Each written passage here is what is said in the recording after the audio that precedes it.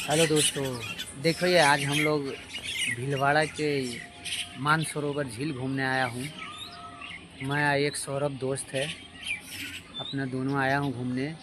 देखिए कि तो बहुत बड़ा झील है। इसमें ये अभी तो फ़िलहाल में जलकुंभी से भरा हुआ है, इसलिए पानी दिख नहीं रहा है।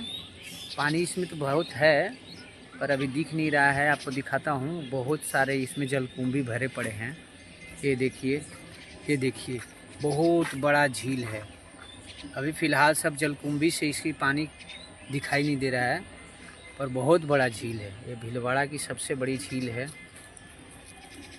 इसको मानसरोवर झील के नाम से जानते हैं।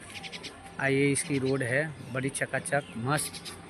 इधर देखिए, सब बीच बीच में बैठने वाले जगह बनाया हुआ है, यानी यात्री शेड बोलिए या जो बोलिए वही।